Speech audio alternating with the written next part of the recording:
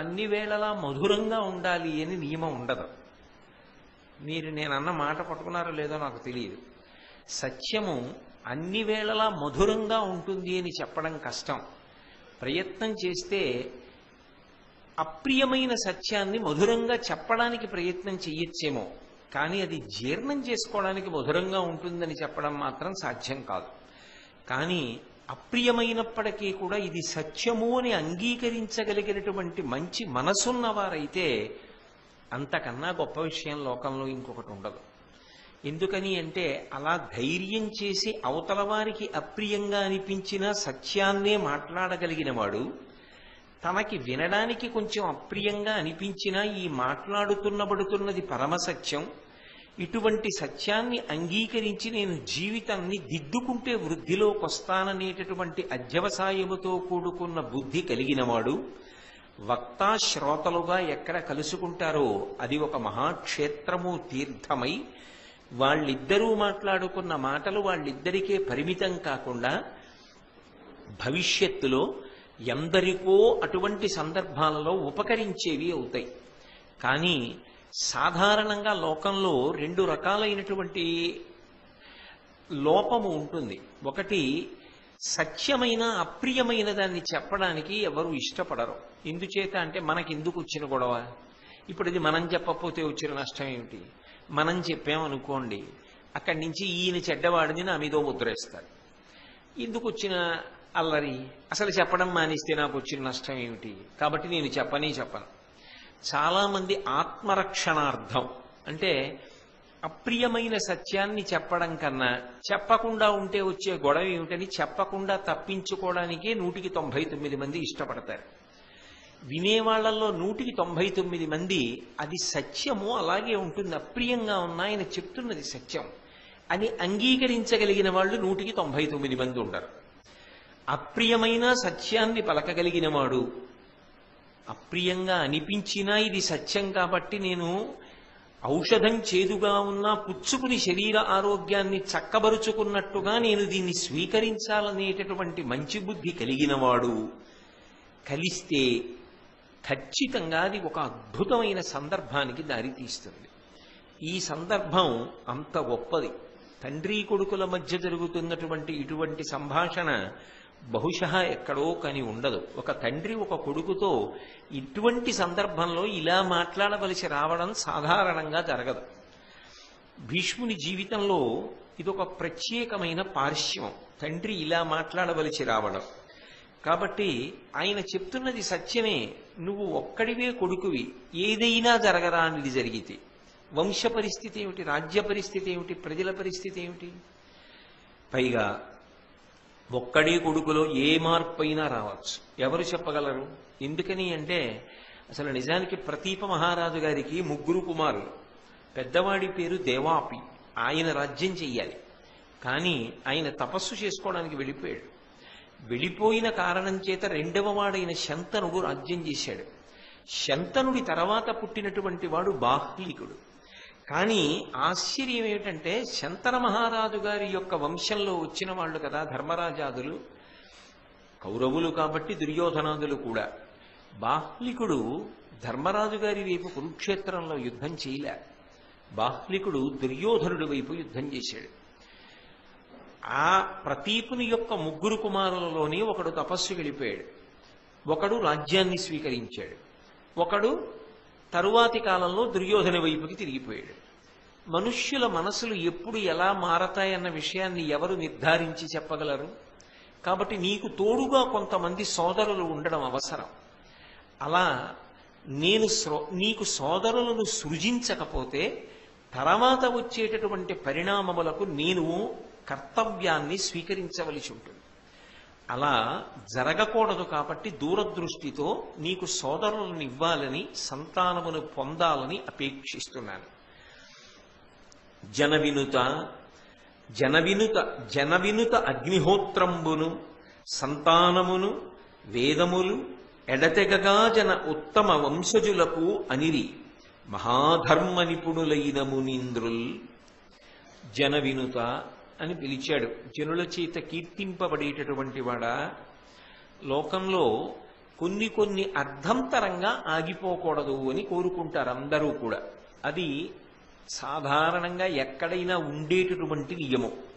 అలా మధ్యలో ఆగిపోకూడనివేవి అంటే అగ్నిహోత్రంబును, నిత్యాగ్నిహోత్రం అని నిజానికి అందరూ చెయ్యాలి. అది నిత్యాగ్నిహోత్రం అని ప్రతిరోజు అగ్నిని ఆరాధన చెయ్యాలి.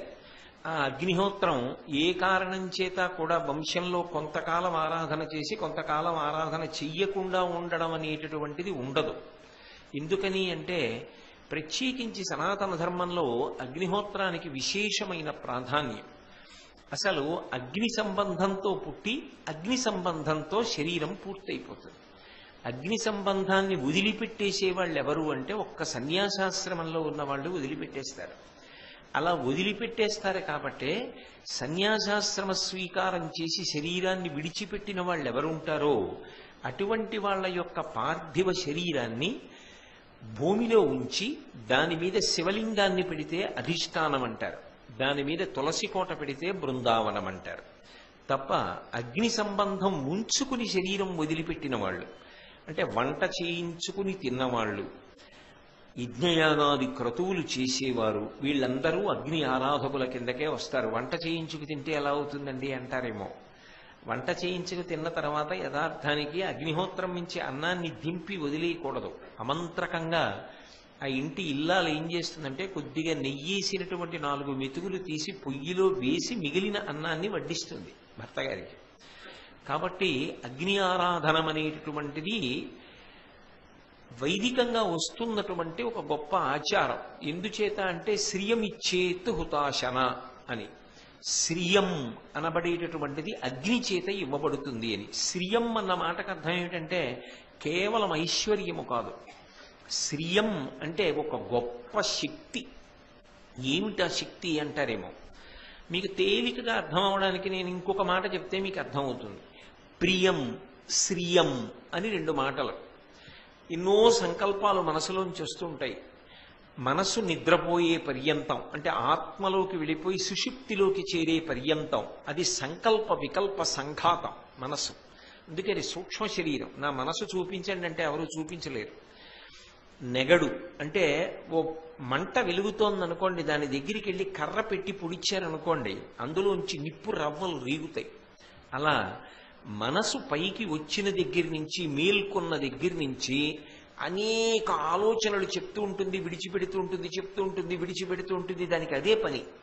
అందుకే మనసు అనగా ఏమి అంటే వేదాంతమునందు సంకల్ప వికల్ప సంఘాతము అని పిలుస్తారు.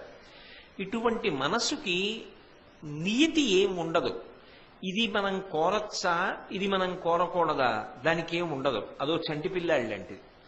అది ధర్మాన్ని వదిలిపెట్టేసి కోరుతుంది, ధర్మాంతో కూడుకున్నవి కోరుకుంటుంది. కొన్ని కంటికి నచ్చాయి కదా అని కోరుకోకూడదు. నా ఎదురుగుండా ఏదో ఎవరో ఒక మంచి హారం పెట్టుకున్నారనుకోండి, ఆ హారం జారిపోతే బాగుండు నేను అట్టుకుపోదాం అనుకోకూడదు. అది దుర్మార్గపు బుద్ధి కదా. అటువంటి ఆలోచన రాకూడదు. కానీ మనసు చెప్తుంది, అలా ఎన్నైనా చెప్తుంది.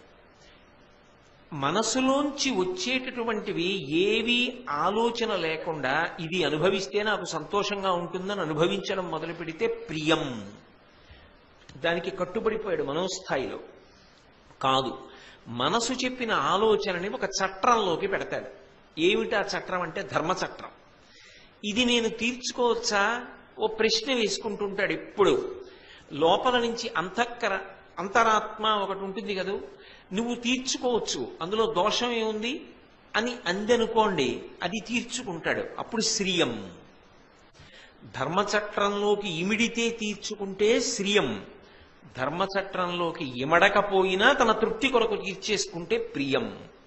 ప్రియంకి శ్రియంకి సమాజము యొక్క అభ్యున్నతంతా ఉంటుంది. మీరు బాగా పట్టుకున్నారో లేదు. నా మనసుకి తోచింది కదా అని నేను అన్ని అనుభవించడం మొదలెట్టాను అనుకోండి, అందులో సమాజం పాడైపోవడం ఉంటుంది. నేను బాగుపడినట్టు కనపడినా సమాజము సర్వనాశనమైపోవడం అంతలోనే ఉంటుంది. నిగ్రహించుకుని ధర్మచట్రంలో ఇమిడితేనే తీర్చుకుంటున్నాను అనుకోండి, నా భద్రతతో పాటు సమాజ భద్రత కూడా ఇముడుతుంది. ఆ నిగ్రహ శక్తి ధర్మచట్రంలో ఇమిడితే తప్ప దీన్ని నేను అనుభవించను. అనగలిగిన శక్తి దేని వలన వస్తుంది అంటే అగ్ని ఆరాధనము చేత వస్తుంది అని శాస్త్రవాక్. అందుకని శ్రియమిచ్చేత్ హుతాశన. అందుకని అగ్ని ఆరాధనము తెగిపోకూడదు, మధ్యలో అగ్ని ఆరాధనము జరుగుతూ ఉండాలి అని. అటువంటి అగ్ని ఆరాధనాన్ని మధ్యలో విడిచిపెడితే శ్రియం పోగొట్టుకున్నవాడు అవుతున్నాడు కదా, ప్రియంకి వశపడుతున్నాడు కదా. దాని వలన కీర్తి ప్రతిష్టలు వంశంలో ఎలా నిలబడతాయి? ధర్మాత్ముడైన వాడు ఎవరుంటాడో, ధార్మికుడు ఎవరుంటాడో వాడు యశోవిరాజితుడు అవుతాడు. శంకర మహారాజు గారి గురించి, భారతం గురించి ఎందుకు చెప్పుకుంటున్నాం? ధర్మం పట్టుకున్నవాడు ఎలా వర్ధిల్లాడో తెలుసుకోవడానికి, అంతే కదా. కాబట్టి జన వినుత అగ్నిహోత్రంబును సంతానమును. సంతానము నాకు వద్దు అన్న మాట అనడానికి వీలు లేదు. ఎందుచేత అంటే గృహస్థాశ్రమ స్వీకారం ఎందుకు చేస్తారు అంటే ధార్మికమైనటువంటి సంతానమును పొందుట కొరకు. కామము ధర్మము చేత ముడిపడిపోతే అందులోంచి అర్థము ప్రభవిస్తుంది. ధర్మార్థ కామ మోక్షములు కదా పురుషార్థములు. కామము ధర్మముతో ముడిపడిపోవాలి. ఒక వయసు వచ్చిన తరువాత మనసు నుండి కామము పొటమరిస్తుంది, కానీ అది ధర్మముతో ముడిపడాలి. ధర్మంతో ముడిపడడం అంటే ధర్మపత్నిని స్వీకరిస్తాడు. అందుకే కామపత్ని అన్న మాట లేదు. భార్య వైదికంగా ఆ మాట వాడరు. ధర్మపత్ని సమేతస్య అంటారు. ఆమె నా ధర్మమునకంతటికీ కూడా ఆలంబనం. కామము ధర్మము చేత ముడిపడిందనుకోండి, అందులోంచి అర్థం వస్తుంది. అర్థం అంటే డబ్బు కాదు. అర్థమన్న మాటకు అర్థం ఏమిటంటే సమస్త సుఖములకు ఆలవాలమైనటువంటి వస్తు సంచయం ఏది ఉంటుందో దాన్ని అర్థం అంటారు. మనిషి సంతోషంగా సుఖంగా జీవించడానికి పనికొచ్చేవి ఏ ఉంటాయో అవన్నీ అర్థమే. నేను ఇప్పుడు ఇక్కడ ఉపన్యాసానికి ఒక కారులో వచ్చాననుకోండి, అది అర్థం. నేను మీ అందరికీ వినపడేటట్టు గట్టిగా మాట్లాడక్కర్లేకుండా దీన్ని వాడుతున్నాను అనుకోండి, ఇది అర్థం. నేను హాయిగా కూర్చోవడానికి ఓ కుర్చీలో కూర్చున్నాను అనుకోండి, ఇది అర్థం. ఇవన్నీ అర్థమే. నా సుఖమునకు యోగ్యమైనటువంటి వస్తు సంచయము. ధర్మము కామముతో ముడిపడితే అర్థము ప్రభవిస్తుంది. ఎలా? కొడుకుగా కూతురుగా అర్ధరూపంలో వస్తారు. ఇప్పుడు ఆ కొడుకుని చూసి సంతోషం, కూతుర్ని చూసి సంతోషం. ఆ కూతుర్ని కన్యాదానం చేశాడు. దశ పూర్వేషాం దశాపరేషాం, 10 తరాల ముందు 10 తరాల వెనక తనతో కలిపి 21 తరాలు తరిస్తున్నాయి. ఆడపిల్ల పుట్టి మగపిల్లవాడు పుట్టాడు, వంశం నిలబడింది. కాబట్టి ధార్మికమైన సంతానము నాకు వద్దు అన్న మాటలో కామము విచ్చలవిడితనాన్ని పొందడానికి అవకాశం ఉంది. 1. 2, ఎక్కడో ఎవరో మహాత్ములుంటారు, పుట్టుకతోటే అసలు కామము వైపుకి మనసు వెళ్ళనటువంటి వాళ్ళు ఉంటారు. వాళ్ళు కారణజన్ములు. శంకరాచార్యుల వారు, శుకబ్రహ్మ, చంద్రశేఖరేంద్ర సరస్వతి మహాస్వామి వారు, ఇటువంటి వాళ్ళు కోట్ల కోట్ల కోట్ల మందిలో ఎవరో ఒకరుంటారు తప్ప అటువంటి వాళ్ళని చూసి అందరూ అలా ఉందామనుకోవడం, కోట బయటికి వచ్చి యుద్ధం చేయడం. గృహస్థాశ్రమంలో ఉండడం, కోటలో ఉండి యుద్ధం చేయడం. ఇంతకన్నా నేను వివరంగా మాట్లాడక్కర్లేదు, మీరు ప్రాజ్ఞులు పట్టుకోగలరు. కాబట్టి సంతానము ఇక్కడితో ఆగిపోతే బావుణ్ణు, వంశం ఆగిపోవాలని ఎవరు కోరుకుంటారు? ఎవరు కోరుకోరు. వంశము వర్ధిల్లాలని ఎవరైనా కోరుకుంటాడు. తన కళ్ళ ముందు కొడుకులు కలగాలి, కూతుళ్ళు పుట్టాలి, తన కళ్ళ ముందు మనవలు పుట్టాలి, మునిమనవలు పుట్టాలి, వంశం ఆచంద్రతారార్కం పెరగాలని కోరుకుంటారు. సంతానమును వేదములు, ధర్మమునకంతటికీ ప్రమాణమైనటువంటి వేదము లుప్తమైపోయిందనుకోండి, అసలు ధర్మం చెప్పడం ఎలా కుదురుతుంది? కుదరదు. అందుకే ఏది ప్రమాణమో ఆ ప్రమాణమును రక్షిస్తూ ఉండాలి ఇప్పుడు కూడా. అందుకే అసలు ప్రమాణమైనటువంటి విషయం ఏది ఉంటుందో దాన్ని రక్షించలేకపోయారనుకోండి, మీరు ఆ స్థాయిలో విఫలమైపోయినట్టు లెక్క. మీరు బాగా పట్టుకున్నారో లేదో, ఇప్పుడు ఓ ఇల్లు ఉందనుకోండి, ఆ ఇంట్లో కనీసంలో కనీసం మా నాన్నగారు, మా తాతగారు, మా ముత్తాతగారు ఏం చేసేవారు, మా ముత్తాతగారు ఎంత గౌరవంగా బ్రతికారు, వారు ఏ త్యాగాలు చేశారు, వారి జీవితం ఎలా గడిచింది, మా తాతగారు ఎలా బ్రతికారు, మా నాన్నగారు ఎలా బ్రతికారు, మా అమ్మగారు ఎలా జీవించారు, మా నాయనమ్మ గారు ఎలా ఉండేవారు, ఇవి కనీసం ఓ 3 తరాల గురించి అయినా తెలిసి ఉండాలి. అలాగే తాను ఏది చేస్తున్నాడు అన్న విషయం, దేన్ని ఆధారం చేసి చేస్తున్నాడు అన్న విషయంలో చెప్పగలిగినటువంటి గ్రంథం ఒకటి ఎప్పుడూ సిద్ధంగా ఉండాలి. నేను పేరెందుకులేండి, ఒక సీనియర్ ఐఏఎస్ ఆఫీసర్ గారిని చూశాను. ఆయన ఎప్పుడు మీటింగ్కి వెళ్ళినా నేను ఆయనతో తరచుగా కొన్ని సమావేశాల్లో పాల్గొనే అవకాశం కలిగింది. ఒకప్పుడు ఒక సందర్భంలో అలా వెళ్ళేవాడిని. వెళితే ఆయన దేనికైనా సరే ఇది ఇలా చెయ్యొచ్చా అని ఒక ప్రతిపాదన వస్తే ఒక్క 5 నిమిషాలు ఆగండి అని వెంటనే ఆ సంస్థకి సంబంధించిన చట్టాన్ని టకటకా తిప్పి చూసి, ఇది కుదరదండి, మనం చేయకూడదు, అనుమతించదు చట్టం అనేవారు. ఇది మనం చెయ్యొచ్చు, చట్టం అనుమతిస్తుంది. అది ప్రమాణము తెలిసి ఉండాలి. ఆ ప్రమాణము తెలియలేదనుకోండి, ఉల్లంఘనం జరుగుతుంది, క్షమాపణ చెప్పాలి. ప్రమాణమునకు కట్టుబడ్డాడు అనుకోండి, నేను చేసినది సత్యమే, నిలబడగలుగుతాడు, ఊంచుకుంటాడు. అందుకే అసలు ప్రమాణమే తెలియకపోతే ఇంక నువ్వేం చేస్తావు, ఎలా చేస్తావు? బ్రతకడానికి, బ్రతుకు సార్థక్యం పొందడానికి, ధర్మం తెలియడానికి ప్రమాణము వేదము. ఆ వేదము లుప్తమైపోతే ఎలా? అందుకని వేదాన్ని కాపాడుకోవాలి. అందుకే వేదం చదువుకోవాలి, అథవా వేదం వినాలి. వేదం చదువుకోపోతే వేదంతో సమానమైన రామాయణ భారత భాగవతాలైనా చదువుకోవాలి. కాబట్టి వేదములు ఎప్పుడు ఎడతెగగా జనదుత్తమ వంశజులకుననిది.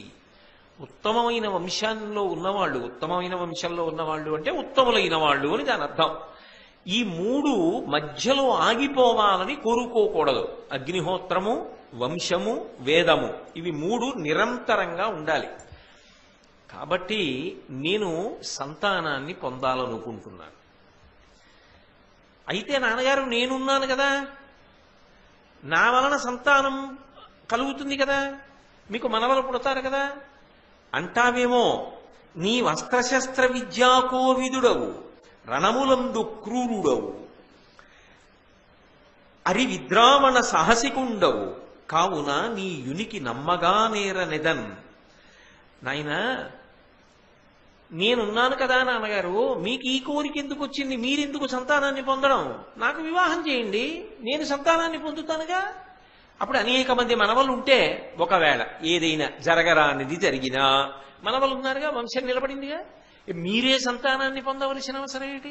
అంటే మీరు పెళ్లి చేసుకోవాలనుకుంటున్నారు, సత్యవతీదేవి యందు అనురక్తులయ్యారు కాబట్టి దాన్ని సమర్థించుకోవడానికి ఇలా చెప్తున్నారా అంటాడేమో దేవవ్రతుడని. ఇంకొక మాట చెప్తున్నాడు, నీ వస్త్రశస్త్ర విద్యా కోవిదుడవు. నీకు అస్త్ర విద్య, శస్త్ర విద్య 2 బాగా తెలుసు. మీకు ఇత పూర్వం ఎన్నో పర్యాయాలు నేను చెప్పా. అస్త్రం అంటే అభిమంత్రిస్తారు, శస్త్రం అంటే చేత్తో వాడతారు, ఓ కత్తి, గద, శూలము, ఇటువంటివి. ఈ అస్త్ర విద్య, శస్త్ర విద్య నీకు బాగా తెలుసు. అంతేకాదు, రణములందు క్రూరుడవు. యుద్ధమే వచ్చిందా ఇక ముందు వెనక చూడవు. పరమక్రౌర్యంతో ఎవరి తలకాయైనా తీసేస్తావు, అంత దూకుడుగా యుద్ధం చేస్తావు. హరివిద్రావణ సాహసికుండవు. యుద్ధం చేసేటప్పుడు అయ్యి బాబోయ్ నేను ఒక్కడే కొడుకుని మా నాన్నగారికి అని నీకేం జ్ఞాపకం ఉండదు. మహాసాహసంతో యుద్ధం చేస్తావు. అప్పుడు ఏం జరుగుతుందో. యుద్ధం రాదని నమ్మకం ఏమిటి? యుద్ధం వచ్చాక వృద్ధుడైన నన్ను పంపించి నువ్వు ఇంట్లో కూర్చుంటావా? నువ్వు వెళ్ళాలిగా, మరి యవ్వనంలో ఉన్నవాడివి. అప్పుడు వెళ్ళిన తరువాత ఈ లక్షణాలు ఉన్నవాడివి కాబట్టి తెగించి వెళ్ళినప్పుడు ఏదైనా జరిగితే, ఏదైనా అన్న మాటకు అర్థం మీకు అర్థమవుతోందిగా. అప్పుడు వంశం ఏమైపోవాలి? వృద్ధాప్యంలో ఉన్న నేనేమైపోవాలి? కాబట్టి కావున నీ యునికి నమ్మగా నేరనెదన్.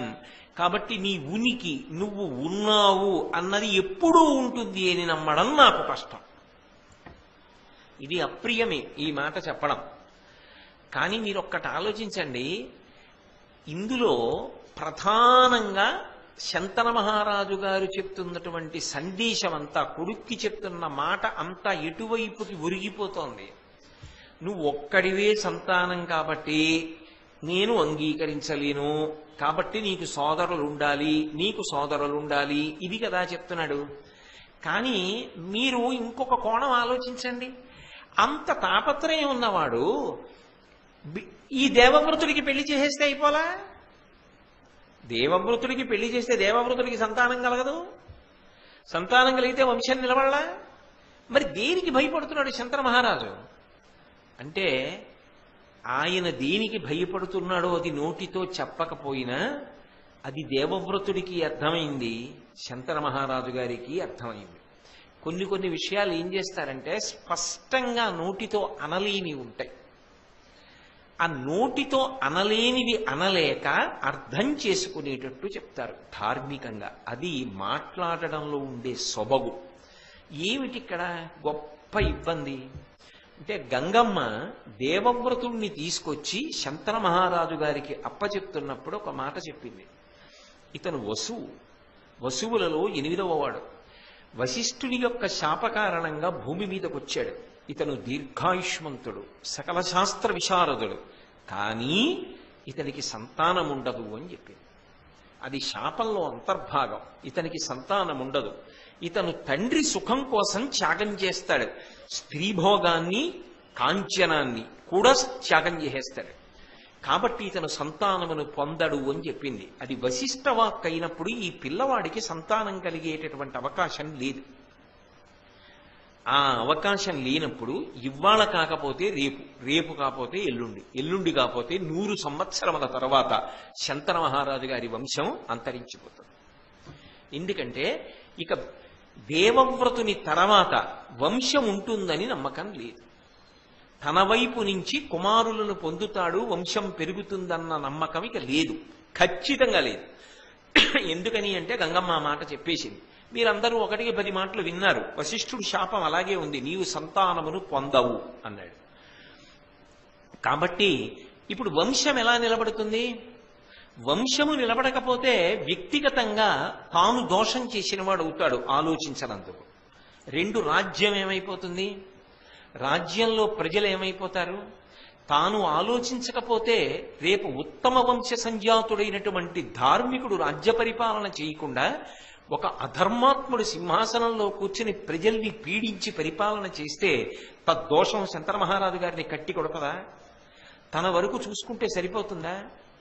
అందుకని తన తర్వాత కూడా వంశం కొనసాగడానికి అవకాశం కలగాలి అంటే తాను సంతానమును పొంది తీరాలి.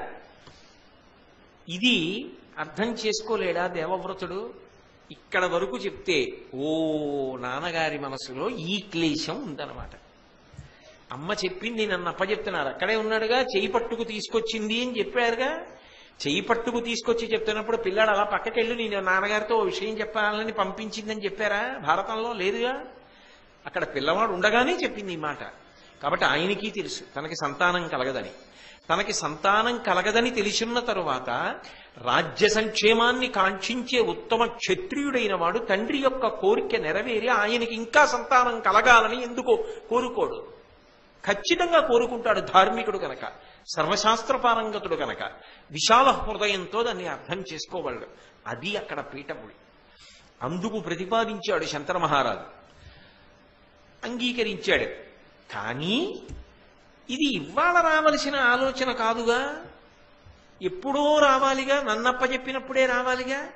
మరి ఇంతకాలం నాన్నగారు చాలా సంతోషంగా నన్ను చూసుకుంటూ కాలం గడిపేశారుగా, అప్పటికి 4 సంవత్సరముల పైచిలుకు అయిపోయింది.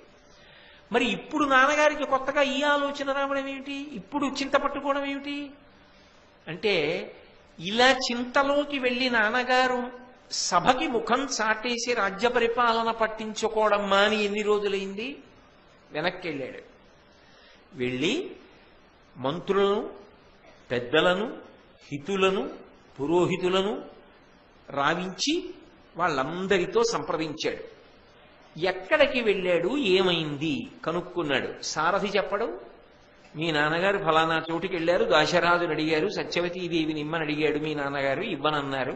ఎందుకని అంటే రాజ్యానికంతటికీ వారసుడిగా సత్యవతీదేవికి శంతనుడికి కలిగినటువంటి కుమారుడికి ఇమ్మని దాశరాజు వరం, కానీ ఇవ్వనని మీ నాన్నగారు అన్నారు, నీకు యవ్వరాజ్య పట్టాభిషేకం చేశాడు కనుక. కాబట్టి సత్యవతిని వివాహం చేసుకునే అవకాశం మీ తండ్రి గారికి లేదు, అందుకుని చింత పొందాడు.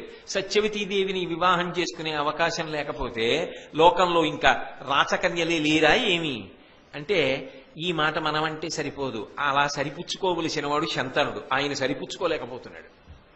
అందుకేగా ఇప్పటికీ లోకంలో ఎన్నో రకాల కథలు బయలుదేరుతుంటాయి. అలా సరిపుచ్చుకోలేకే, అలా సరిపుచ్చుకోలేని బలహీనత శంతనుడికి ఎందుకు వచ్చింది? వెనక వశిష్ఠుడి శాపం ఉంది, కథ అనేక మలుపులు తిరగవలసి ఉంది. అందుకని ఆయన మనసు అలా ఊంచుకోవాలంతే, తప్పదు. కాబట్టి ఇప్పుడు దేవవ్రతుడు ఏం చేశాడు?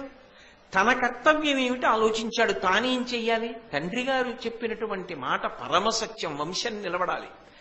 వంశం నిలబడడం కోసం తాను త్యాగం చెయ్యవలసి వస్తే త్యాగం చెయ్యాలి. కాబట్టి సత్యవతీదేవిని దాశరాజు ఏ కారణానికి ఇవ్వనన్నాడు కనుక్కుంటానని ఇంతమందిని తీసుకుని వెళ్ళాడు. ఎందుకంటే ఒక మాట ఎవరూ లేనప్పుడు ఇవ్వడం వేరు, పెద్దల సమక్షంలో ఇవ్వడం వేరు. కాబట్టి ఇంతమందిని తీసుకుని దాశరాజు దగ్గరికి వెళ్ళాడు. వెళ్ళి ఆ దాశరాజును అడిగాడు, ఏమయ్యా, నీ యొక్క కుమార్తె సత్యవతీదేవిని యోజన గంధిని మా తండ్రి గారైనటువంటి శంతన మహారాజు గారికి ఇచ్చి వివాహం చెయ్యవలసిందిగా కోరుతున్నా. ఏమిటి అభ్యంతరం, ఏమిటి విచిత్రం అంటే, తండ్రి కొడుకు గురించి అడగవలసిన మాట కొడుకు తండ్రి గురించి అడుగుతున్నాడు. ఇది భీష్ముడి జీవితంలో గొప్ప మలుపు. ఒక్కొక్క మహానుభావుడి యొక్క త్యాగం, ఒక్కొక్క మహానుభావుడి పెద్దరికం హద్దులేని రీతిలో ఉంటాయి. కొంతమంది పెద్దరికం చూడండి, వయసుతో సంబంధం ఉండదు. వాళ్ళకి ఏమిటో మరి చిన్నతనం నుంచే ఆ పెద్దరికం అలవాటు అయిపోతుంది. వాళ్ళే ఆ ఇంటికి పెద్దవాళ్ళు అవుతారు.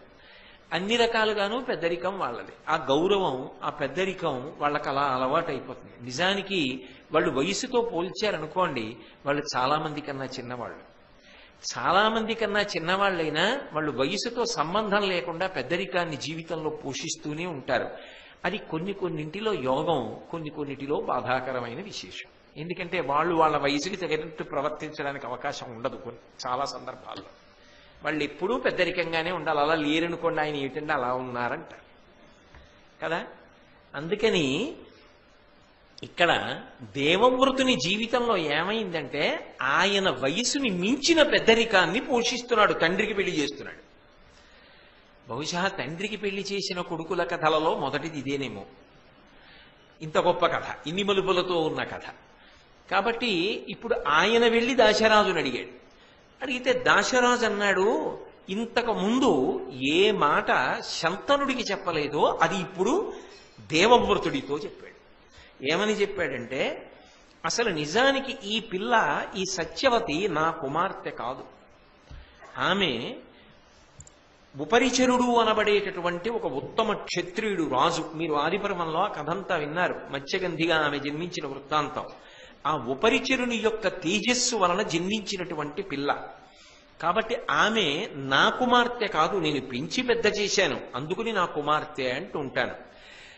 ఎవరి తేజస్సు వలన ఈ పిల్ల పుట్టిందో ఆ తేజోప్రదాత అయినటువంటి తండ్రి, ఆ ఉపరిచరుడు ఒకప్పుడు నా దగ్గరికి వచ్చి ఒక మాట చెప్పాడు, ఈ పిల్లని శంతన మహారాజు గారికే ఈయుసుమా భార్యగా అని చెప్పి వెళ్ళాడు. కాబట్టి ఈమెని శంతన మహారాజు గారికే ఇస్తాను, అందులో ఏ విధమైనటువంటి అభ్యంతరం లేదు. ఇంకొక మాట చెప్పనా, మీ నాన్నగారి కన్నా ముందు శంతన మహారాజు గారి కన్నా అసిత వంశానికి చెందిన దేవలుడు అనబడేటటువంటి రాజు వచ్చి అడిగాడు నన్ను ఈ సత్యవతీదేవిని ఇచ్చి వివాహం చేయమని.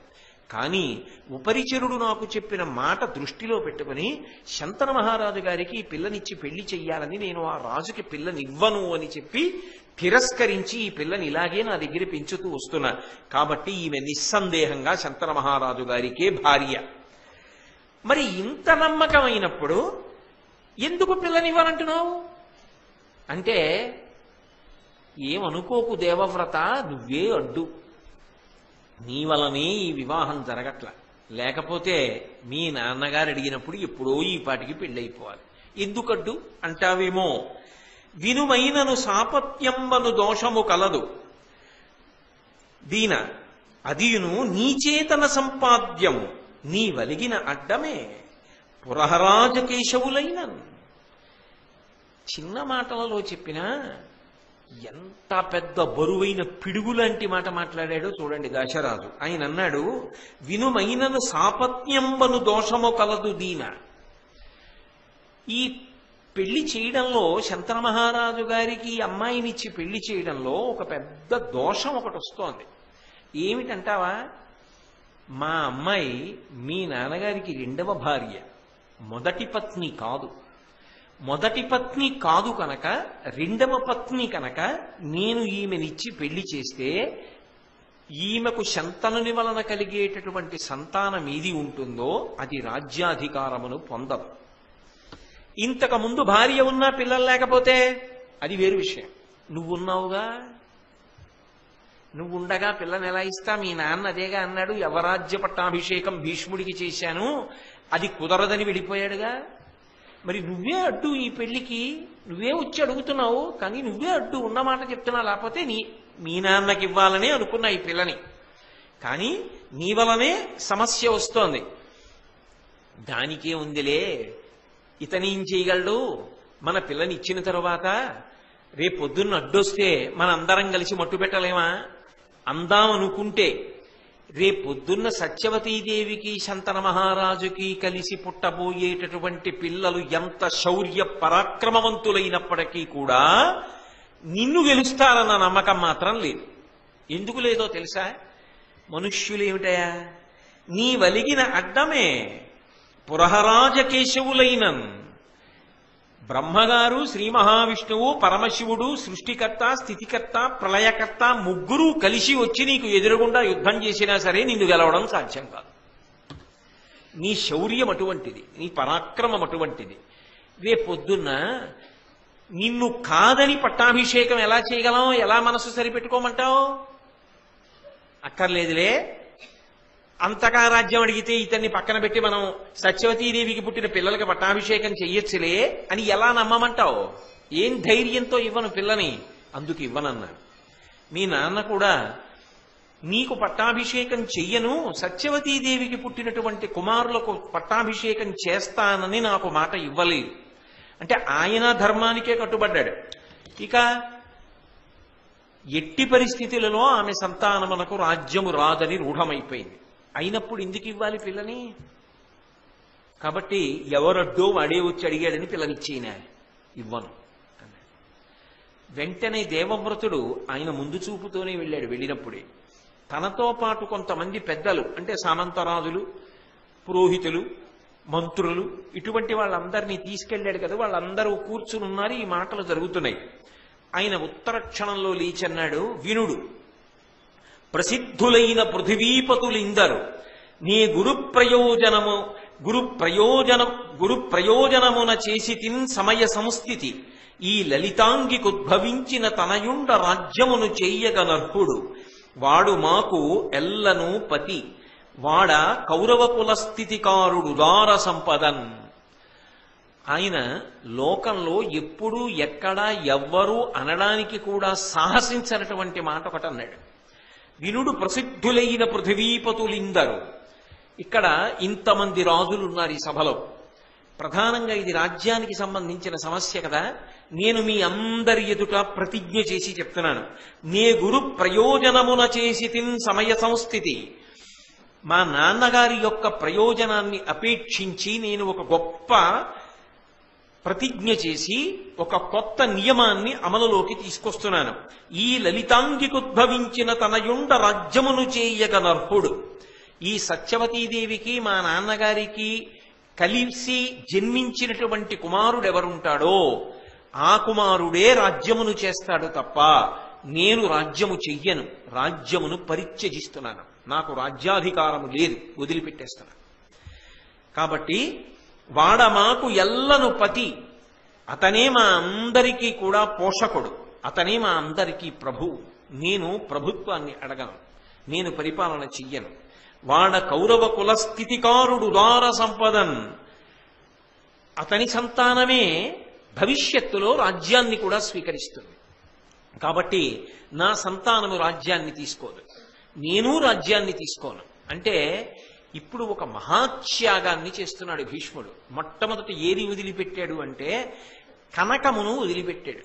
కనకము అన్న మాటకి నేను ప్రతిపాదనలో తీసుకుంటున్నది ఇది అంటే సమస్త రాజ్యాధికారాన్ని, రాచభోగాలను వదిలిపెట్టేశాడు. ఇది ఎవరి జీవితంలోనూ కూడా అంత తేలికైన విషయం కాదు.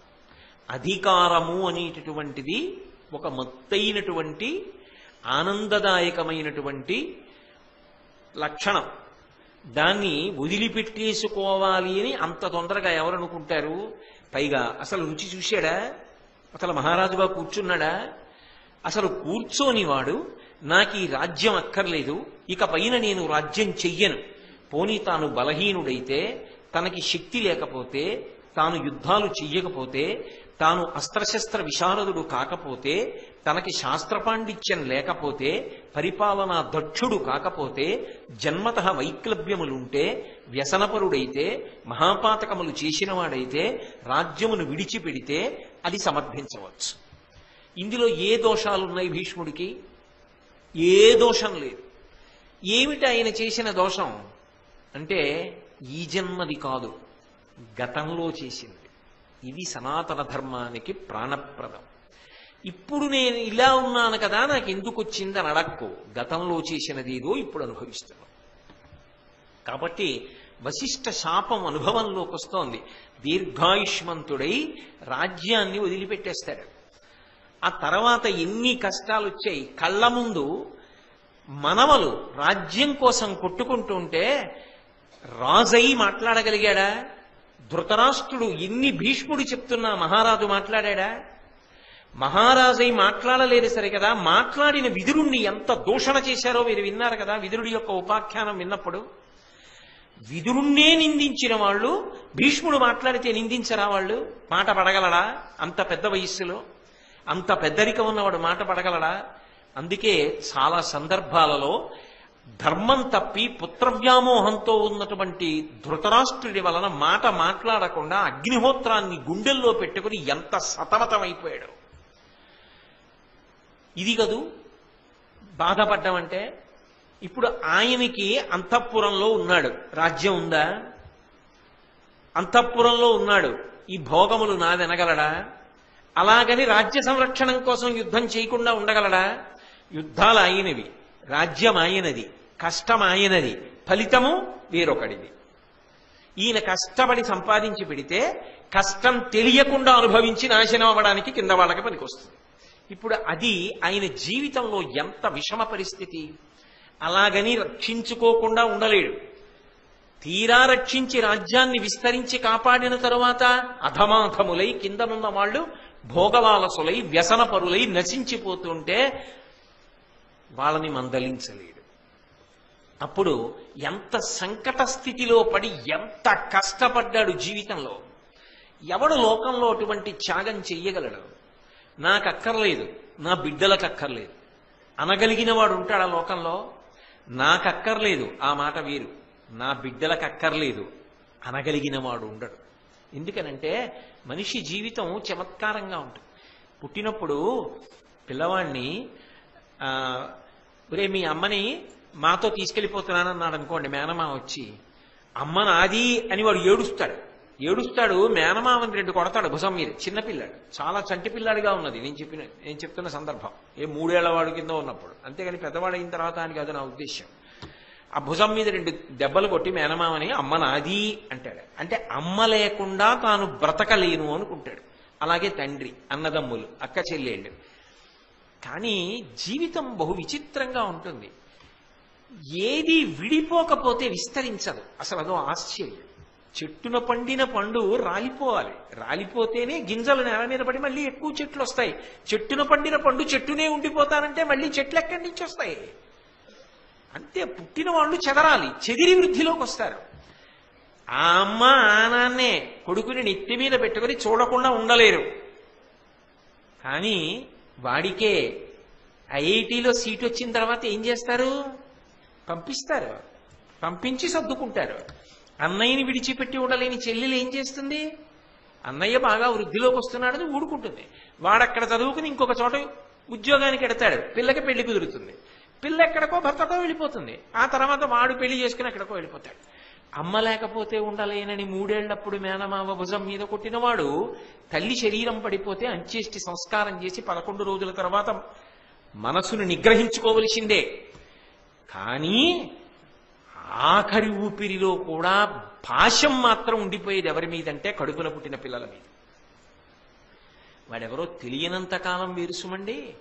పెళ్ళి అవ్వకముందు పిల్లలు కలగనప్పుడు వేరు, కళ్ళ ముందు పిల్లలు కనపడుతుంటే వీళ్ళ అభివృద్ధి, వీళ్ళ క్షేమం, వీళ్ళ భద్రత నా మీదే ఆధారపడి ఉన్నాయనేటప్పటికీ వీళ్ళ కోసం రూపాయి వెనకేయకుండా ఎలాగండి అంటాడు. అక్కడ ధర్మానికి నిలబడటం చాలా కష్టం. పాశం లాగేస్తుంది పిల్లల మీద. అయినప్పుడు అసలు ఇప్పుడు అంటున్నాడు, రేపు పొద్దున పిల్లలు పుట్టాక, అరే నేను ప్రతిజ్ఞ చేసి వీళ్ళకి రాజ్యం లేకుండా చేశానే, సత్యవతీదేవి కుమారులు రాజ్యం చేస్తుంటే అర్హులైనా కూడా వీళ్ళు ఇలా ఉండిపోయారే అని ఏడవలసి వస్తుందా రాదా? అయినా ప్రతిజ్ఞ చేశారు. ఎందుకని? తండ్రి కోరిక తీరాలి, వంశం ముందు నిలబడాలి, తరువాతి మాట వేరు మాట, ముందు వంశం నిలబడాలి. అందుకని ఒక మహా కారణం కోసం ఒక గొప్ప నిర్ణయం చేసుకుని త్యాగం చేయడానికి సిద్ధపడి మొదటి ప్రతిజ్ఞ కాంచనాన్ని విడిచిపెట్టేశాడు. విడిచిపెట్టేసి నా పొద్దు రాజ్యాధికారం, నాకు కలిగిన పుత్రులకొద్దు, ఇద్దరికీ చెందదు. ఈమెకు కలిగిన పిల్లలు ఎవరుంటారో వాళ్ళు రాజ్యాధికారంలోకి వస్తారు, అంటే పెద్దవాడు. ఆ పెద్దవాడి పిల్లలు తరువాత ఉత్తరాధికారులు అవుతారు. నేను పెద్దవాడిని, నాకు వద్దు, నా బిడ్డలకి వద్దు. ఊరుకోవాలా దాశరాజు? ఆయన ఇంకొక ప్రశ్న వేశాడు. ఆయన అన్నాడు, నీ వకీల ధర్మ విధుడవు. అవతల వాడికి తల పగిలిపోయేంత సమస్య చెప్పేటప్పుడు ముందు పొగుడుతారు, అదో విచిత్రం ఉంటుంది. కాబట్టి నీ వకీల ధర్మ విధుడవు కావున నీకిట్ల చేయగా దొరకొనియన్ భావి భవత్సుతులిట్టిరే నీ విహిత స్థితియు సలుపనేర్తురే అని నన్ను. దాశరాజు అన్నాడు, అంతవరకు బానే ఉందయా, నువ్వు ధర్మవిధుడివి, ధర్మం బాగా తెలిసిన్నవాడివి, అందుకని తండ్రి గారి కోసం ప్రతిజ్ఞ చేస్తున్నాను అంటున్నావు, మంచిదే. నువ్వు రాజ్యం తీసుకో, మాట తప్పవు, నీ మీద నాకేం అపనమ్మకం లేదు. కానీ నీకు రేపు పెద్దన్న పెళ్ళి అవుతుంది, కొడుకులు పుడతారు, సత్యవతీదేవికి కొడుకులు పుడతారు. నువ్వు రాజ్యం వదిలేశావు, నువ్వు ఉంటావని నమ్మకం ఏమిటి? నీ నాన్న అందుకేగా అనుమానపడ్డాడు. నువ్వు వెళ్ళిపోతావు, అప్పుడు మీ కొడుకులు అంటారు, అసలు మా నాన్నకి కదా రాజ్యం రావలసింది, మా నాన్న ఎవడు మాకక్కర్లేదని ప్రతిజ్ఞ చేయడానికి, ఆయనకి అక్కర్లేదని ప్రతిజ్ఞ చేయడానికి ఆయనకి అధికారం ఉందేమో, మాకక్కర్లేదని ఆయన ప్రతిజ్ఞ చేయడం ఏమిటి? అది ఎలా చెల్లుతుంది? రాజ్యం మాది అని వాళ్ళు యుద్ధానికి వస్తే, ఒకవేళ వాళ్ళు నీలా పౌరుష ప్రతాపవంతులైతే, ఏ కారణం చేతనైనా నా కూతురి బిడ్డల మీద వాళ్ళు కక్ష పెంచుకుంటే ఎలా ప్రశాంతత ఉంటుంది? నా కూతురు బిడ్డలకి రాజ్యం దక్కుతుందని నమ్మకమేముంది? కాబట్టి నువ్వు ప్రతిజ్ఞ చేసినా నీకు కుమారులు పుడతారు కాబట్టి నేను నమ్మలేను, వాళ్ళని నమ్మలేను, నిన్ను నమ్మగలను. అంత దూరం ఎవరు చెప్పగలరు అన్నాడు. ఇప్పుడు దీనికి పరిష్కారం ఏం చేయాలి? కాంతా సుఖాన్ని వదిలిపెట్టాడు. ఆలోచించడం కూడా లేదు. ఇంకా ఆలోచించడం కూడా లేదంటే అసలు ఆలోచించకుండా చేశాడని నా ఉద్దేశ్యం కాదు, వదిలిపెట్టడానికి ఆలోచించలేదు అని. కాబట్టి ఆయన అన్నాడు వెంటనే, ధృతిభూని బ్రహ్మచర్యం వ్రతమున్నతి దాల్చితిని ధ్రువంబుగా అనపత్యతయైనను లోకములాయతి పెక్కులు కలవు నాకు అనుభావ్యములై. వెంటనే ఆ దేవవ్రతుడు అన్నాడు, ఇప్పుడే మిక్కిలి దీక్షతో బాగా ఆలోచించి నేను ప్రతిజ్ఞ చేసి చెప్తున్నాను, ఇక పైన నేను బ్రహ్మచారిగా ఉండిపోతాను. కాబట్టి నాకు కాంతాసుఖం ఉండదు, సంతానమును పొందను. అసలు నేను సంతానమును పొందను కనుక, బ్రహ్మచారినై ఉండిపోతాను కనుక, ఇక నాకు సంతానం కలగడం, సత్యవతీదేవికి కలిగినటువంటి కుమారులకు రాజ్యాన్ని పొందడంలో ఇబ్బంది కలగడం ఎలా సంభవిస్తుంది? సంభవించదు కదా. కనుక నేను చేస్తున్నటువంటి ప్రతిజ్ఞ వలన ఇప్పుడు నీకు సంతోషమే కదా, ఇప్పుడు కూడా సత్యవతీదేవిని ఇవ్వడానికి నీకేమిటి అభ్యంతరం అని భీష్మించాడు. భీష్మించడం అంటే పట్టుదల పట్టాడు. ఇది అంత తేలిక విషయాలు కావు. ఎందుచేత అంటే మనిషి జీవితం అంటేనే, నిజానికి ఏదో భాగవతంలో ఒక చోట అంటారు, కోర్కెలు తీరినప్పుడు కలిగిన సుఖము ప్లస్ కోర్కెలు తీరనప్పుడు కలిగిన దుఃఖము ఈజ్ ఈక్వల్ టు జీవితము. అంతేగా, అంతకన్నా ఏముంటుంది? ఏదో కోరిక, అది తీరినప్పుడు సుఖము, ఇంకొక కోరిక తీరనప్పుడు వచ్చిన దుఃఖము, రెండూ కలిపితే జీవితము. అయిపోయిన తర్వాత వెనక్కి చూస్తే ఏముంటుంది? ఈ రెండే ఉంటాయి. కానీ ఈయన అందరి జీవితాలు అవైతే అందరి జీవితాలకి ఆలంబనమేదో, ఏది సుఖములకు హేతువో ఆ రెండూ వదిలిపెట్టేశాడు. కాంతా కనకములు నాకు అక్కర్లేదు, రాజ్యభోగం అక్కర్లా, కాంతా సౌఖ్యం అక్కర్లా, ఈ రెండూ వదిలిపెట్టి బ్రహ్మచారినై బ్రతికేస్తా. దేని కొరకు అంటే మా నాన్నగారి కోరిక తీరాలి, వంశము నిలబడాలి, నాకు సోదరులు కలగాలి. కాబట్టి నేను ఒక్కడనే ఉండిపోయినా నాకు వచ్చిన నష్టమేం లేదు. కాబట్టి నేను భీష్మిస్తున్నాను, ప్రతిజ్ఞ చేస్తున్నా, నువ్వు పిల్లని మా నాన్నగారికి. ఆయన అసలు బహుశః ఎక్కడా కని విని ఎరగని రీతిలో భీష్మించి ప్రతిజ్ఞ చేశాడు కనుక ఇలా ప్రతిజ్ఞ చెయ్యగలిగిన వాళ్ళు లోకంలో ఉండరు. నేను విహంగ వీక్షణంగా ఇంకంతకన్నా లోతుకి వెళ్ళకూడదు కనుక కాంతా కనకములు అని వదిలిపెట్టేశా. అవి రెండూ లేనినాడు అసలు జీవితానికి సుఖము సంతోషం అన్న రెండు ఏమున్నాయండి? ఇంటికి వెళ్ళేటప్పటికి పట్టెడన్నం పెట్టే భార్య లేనినాడు, ఏమంటే అలా ఉన్నారు తలకాయ నిప్పిగా ఉందా అని అడిగే భార్య లేకపోతే గృహిణి గృహముచ్యతే. వృద్ధాప్యంలోకి వెళ్ళిపోయిన తరువాత ఆమె పక్కన లేకపోతే ఏ ఆలంబనం? కడుపున పుట్టిన పిల్లలు లేకపోతే ఏమిటి సంతోషం? తాను అనుభవించడానికి అని అధికారం ఉన్నది ఏదీ లేకపోతే ఏమిటి సంతోషం? ఎందుకు అస్త్ర విద్య, ఎందుకన్ని శస్త్రములు, ఎందుకంత పాండిత్యం, ఎందుకన్ని శాస్త్రాలు? పరిపాలన చేస్తాడా? ఎందుకైనా తన భోగమునకు పనికొస్తాయా? ఎవరి కోసమో ఉపయోగించాలంటే. మరి ఇంత త్యాగం చేసినటువంటి వాడు బహుశః నీకు వాంగ్మయం మొత్తం మీద ఎక్కడైనా కనపడతాడా? యవ్వనంలో ఈ ప్రతిజ్ఞ చేసి అలాగే నిలబడిపోయినవాడు చాలా కష్టం. అందుకే ఆయన ఈ ప్రతిజ్ఞ చేసినప్పుడు వెంటనే దేవతలు ఋషి సమూహములు పుష్పవృష్టి కురిపించారు. అందుకే భీష్మ చరిత్ర అంత గొప్పదైంది. ఆ భీష్ముడి గురించి చెప్పేటప్పటికి దేవతలందరూ కూడా సంతోషిస్తారు ఇప్పటికీ. కాబట్టి ఆయన భీష్మించి ప్రతిజ్ఞ చేశాడు కనుక భీష్ముడు అని పిలిచారు. అయితే ఇక్కడ ఒక చిన్న సందేహం వస్తుంది.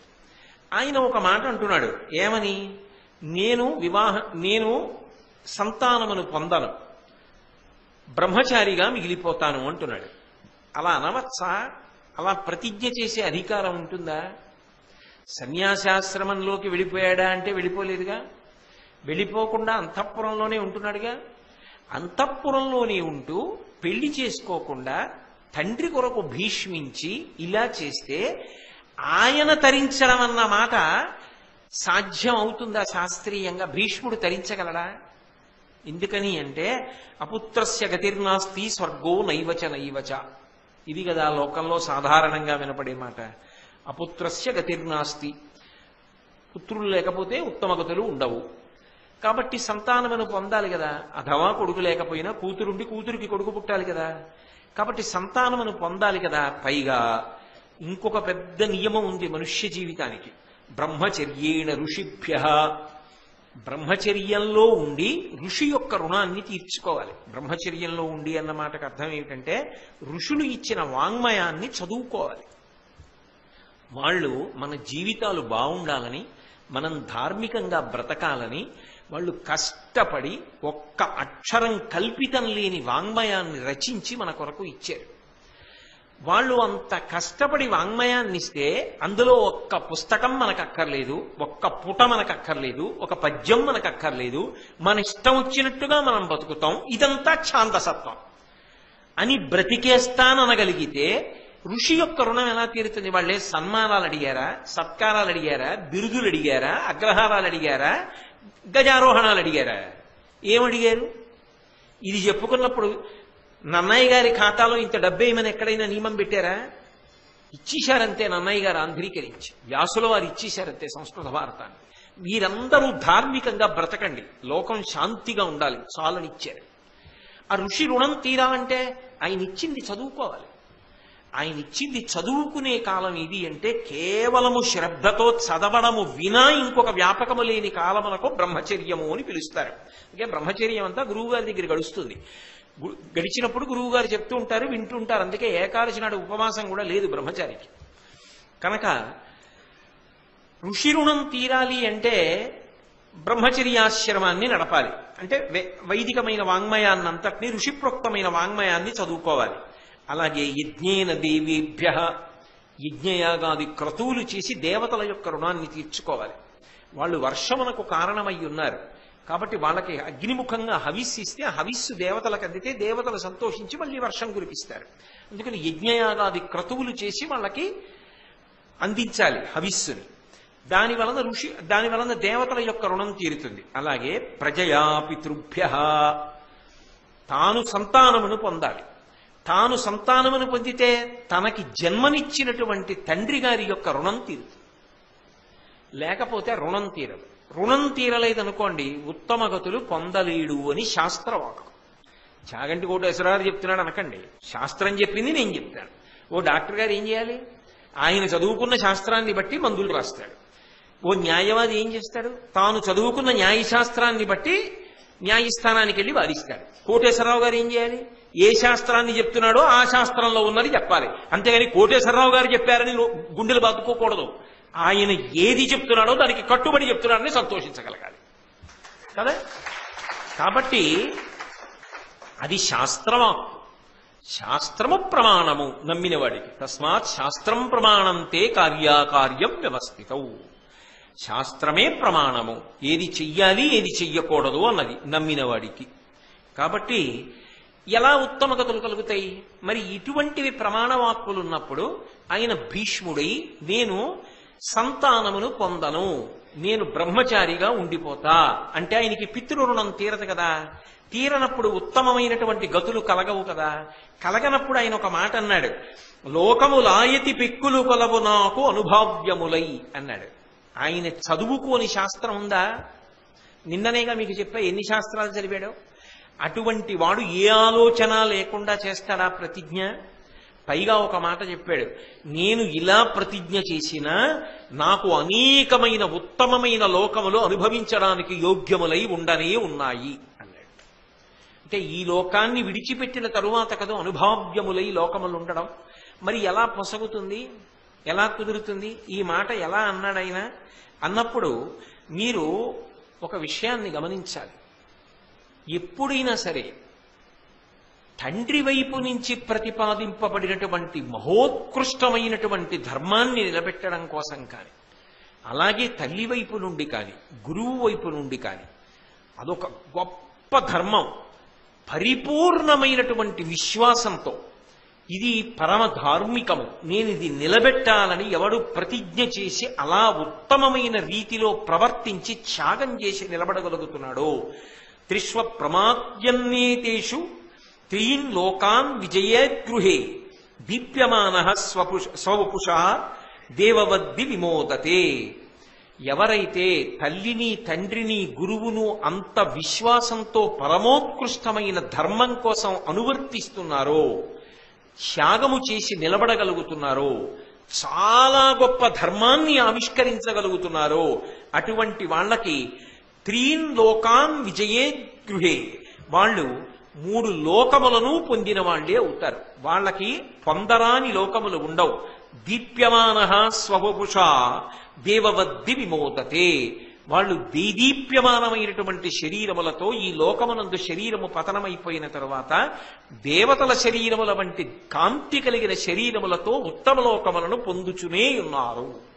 ఎందుచేత అంటే నకర్మణాన ప్రజయాధనేన త్యాగేనైకే అమృతత్వమానసః పరేణ నాకం నిహితం గుహాయాం విభ్రాజతే తద్యతయో విశంతి వేదాంత విజ్ఞాన సునిశ్చితార్థాః సన్యాస యోగాద్యతయ శుద్ధ సత్వాః తే బ్రహ్మలోకేషు ఫలాంతకాలే పరామృతాత్పరిముచ్యంతి సర్వే అని మనం తెల్లవారులేస్తే ఉపనిషత్ మంత్రాన్ని ఆ గురుమండలార్చనం చేసినప్పుడు గురు పౌర్ణమి నాడు అప్పుడు చెప్తున్నామా లేదా?